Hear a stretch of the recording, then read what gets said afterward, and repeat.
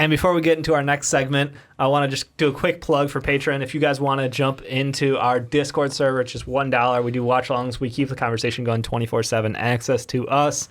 Patreon.com/mostvaluablepodcasts. But let's dig into the Bears. We had a surprising win on my end. I did not expect the Bears to win on Thanksgiving Day. It was against third-string quarterback. What? Are you serious? Yeah. You did not think the Bears were going to win? I thought we were going to choke. When that last drive was going down the field in the fourth quarter. So before the game started, you thought they were going to choke? We should have won. Before the game started, I was like, we should win this game.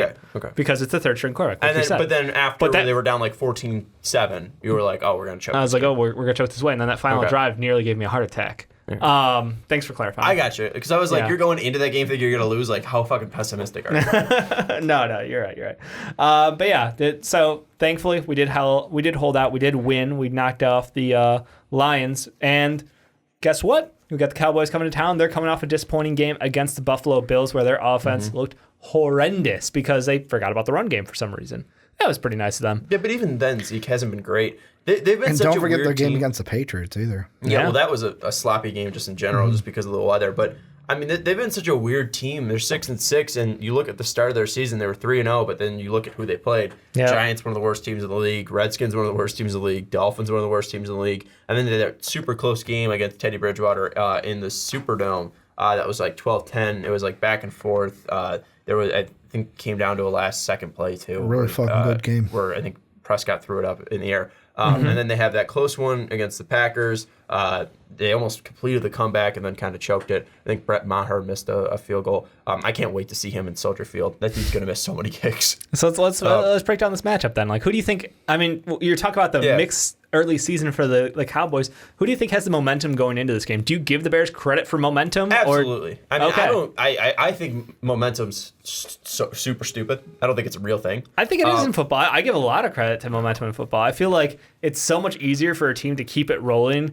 You go in, you're like, hey, last week we did X, Y, and Z good. Let's make sure we lock down those things, and let's keep going. Let's try to improve the small things now. When you're coming off of a knockout loss like they had against Buffalo for this Dallas team, where there's a lot of room for improvement, I feel like that's one thing. Absolutely. I think they have momentum going into this game, but it doesn't. I think once the actual ball's kicked off, that's all out the window. Because then it's all about performing. So I think it helps you practice, and I think it helps you, get fired up and amped up and be ready for the game. Yeah. But I don't really think momentum matters in football. But if any team does have momentum, it is the Bears. Yeah. 3-1 in their last 4 games. Trubisky had a pretty good game, actually. Yeah, he looked great.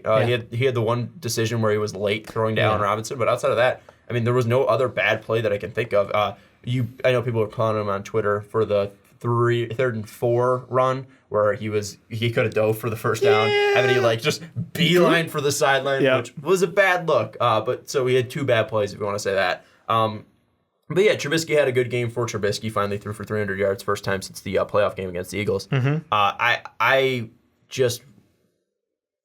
Cowboys have such a multifaceted offense.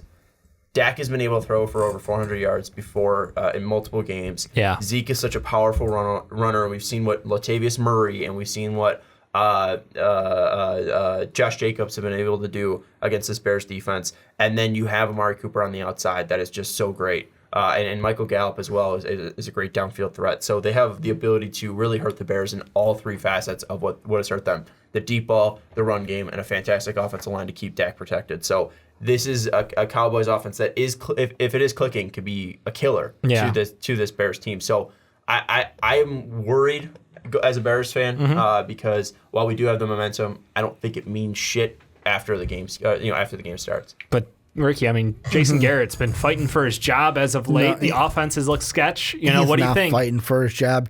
We just came off of Jerry Reinsdorf. Well, Jerry Reinsdorf and Jerry Jones have one thing in common.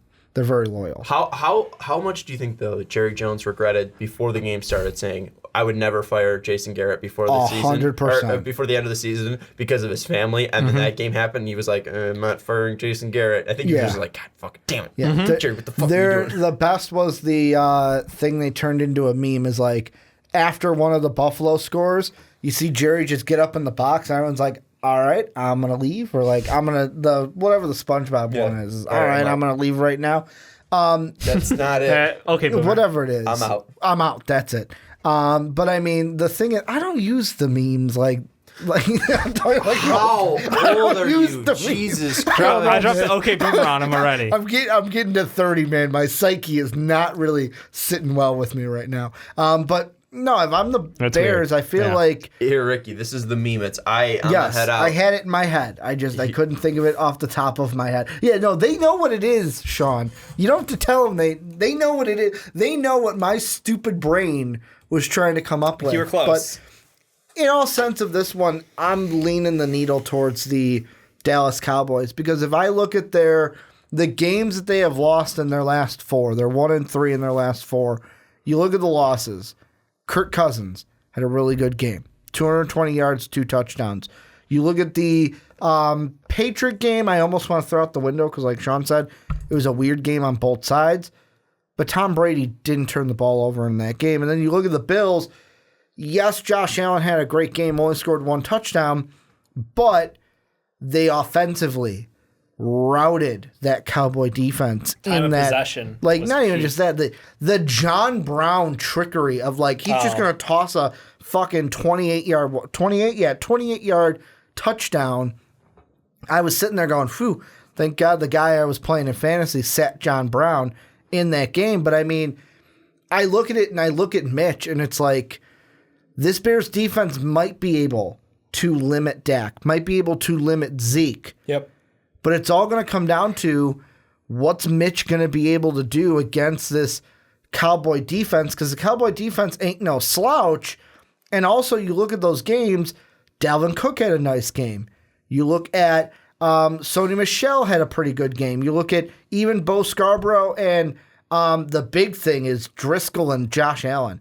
Yeah, Both had positive that's yards the one that I running was where it's gonna like, bring up is- are you actually going to use the bootleg with Mitch and get Mitch's legs involved in this game? I don't expect it. So that's why I expect the Cowboys to win. I don't know. I mean, Mitch has been seeming to be more active. They've been moving a bit more. That's going to be the biggest key for them is that has opened up that secondary. That's opened up the defensive line too because that defensive line for the Cowboys is really good. DeMarcus Lawrence and Robert Quinn mainly. A squirrel just jumped from. Yeah, that's it welcome happens. to my side of town, man. awesome. That's all I Dave's do like, over there. welcome to my Can world. we sign him? Okay, it was great. That was a great jump. Yeah. Anyways, I'm out of it. Yeah, Mitch is great run.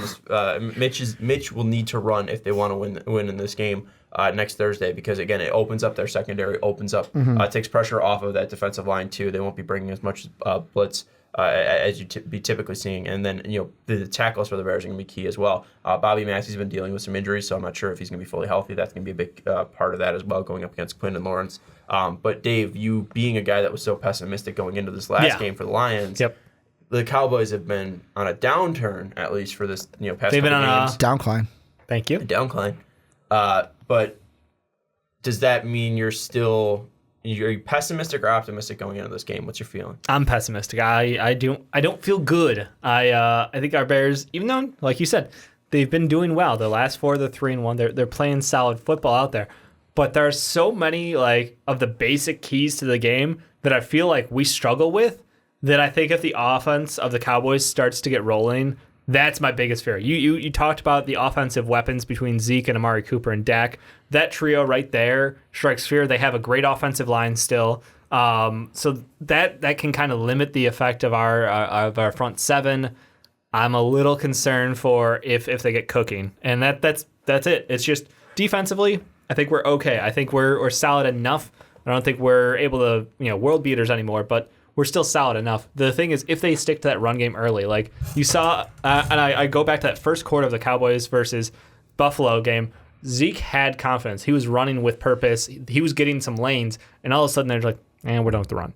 Like, we're just done. Mm-hmm. And I feel like this is a team with Cowboys, if they strike early, they can get up, and then they can start abusing the run and hold time of possession, keep our defense out there, keep us on the field longer than we need to be. That's my fears. It's just that downward snowball effect.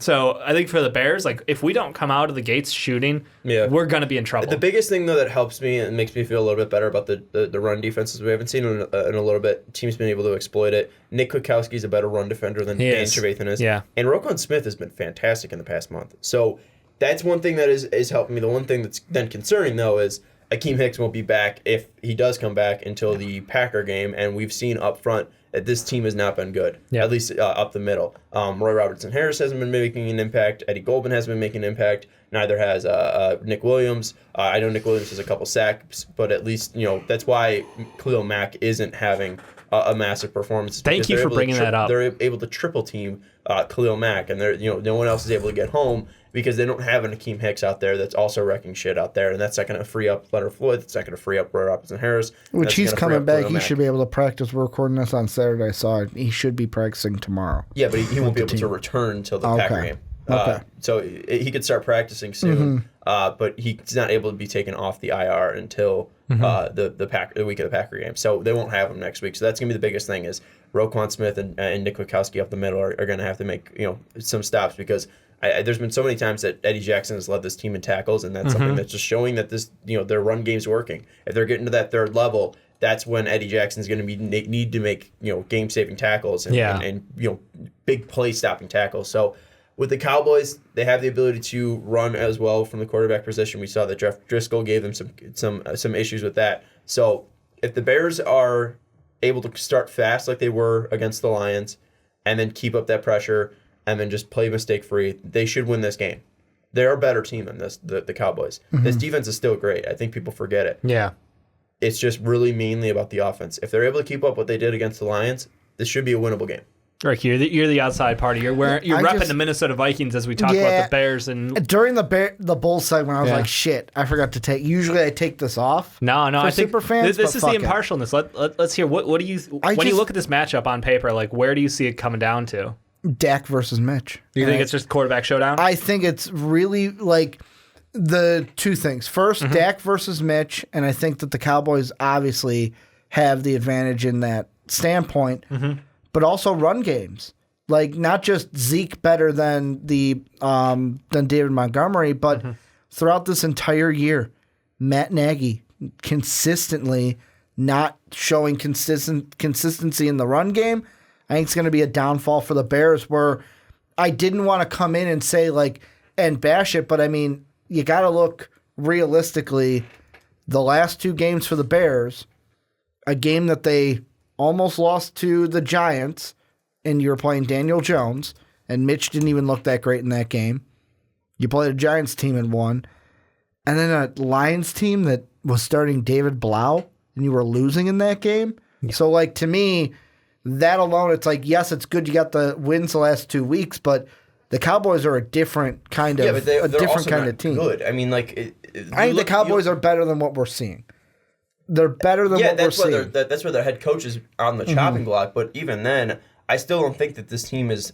Both teams have underperformed this year. Yes, underperformed. I would say that these teams, you really can't say one's better than the other right now. And yes, the Cowboys are better than the Giants and the Lions. But even then, you look at when the Cowboys and Lions faced, it was a 35-27 game. It wasn't like it was the Cowboys blowing the doors off of them. The Cowboys lost to the fucking Jets.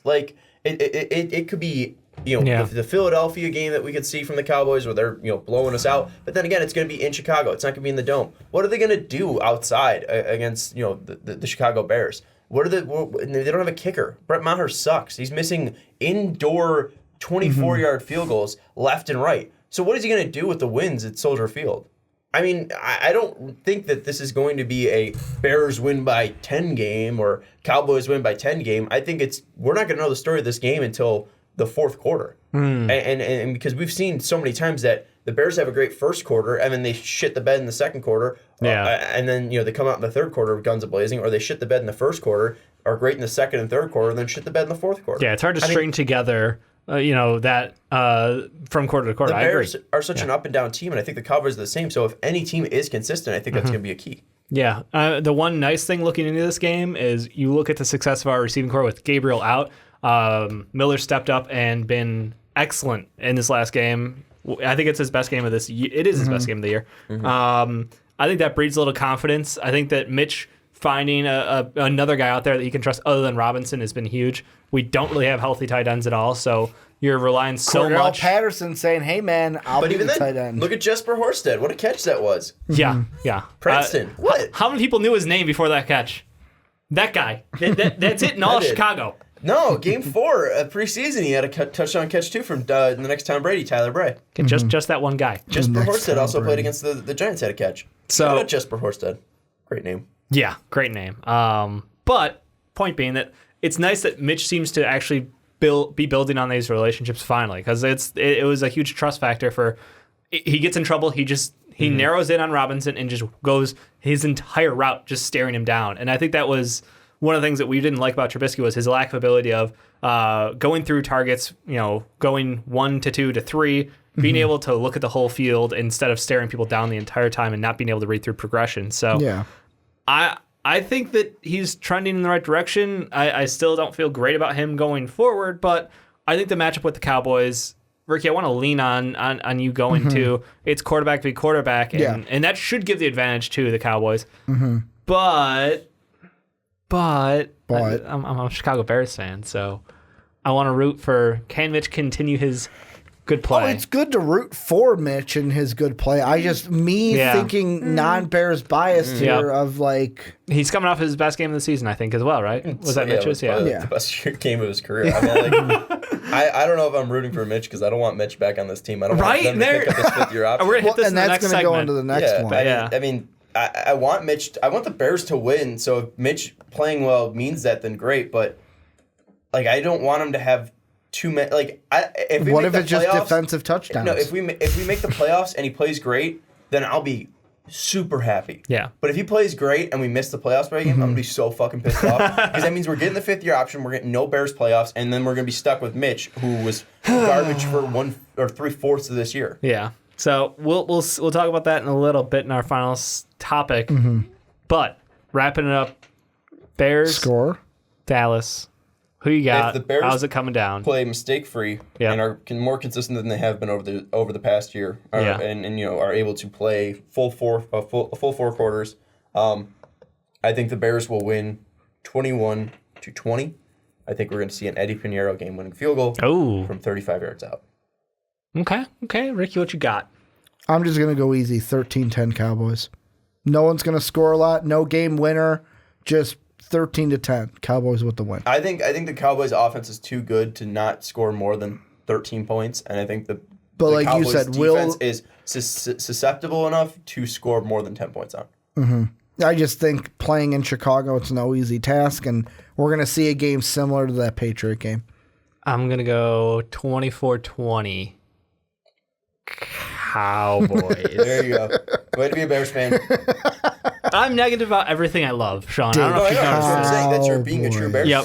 Yep. I'm not that is who I bashing am. you. That's just the truth. That is who I am. But anyway, let us know who you guys think is going to win this game. What's it going to come down to? Is it going to be David Montgomery out of nowhere having a breakout game against this Dallas Cowboys defense? We didn't really talk about him much. But he already had a breakout game. It was his 27-carry game, and he hasn't had over 20 carries since. Exactly. Let's see. Maybe we get a surprise out there. He's been playing well. Anyway, let us know what you guys think. Let us know how this game is going to come down to.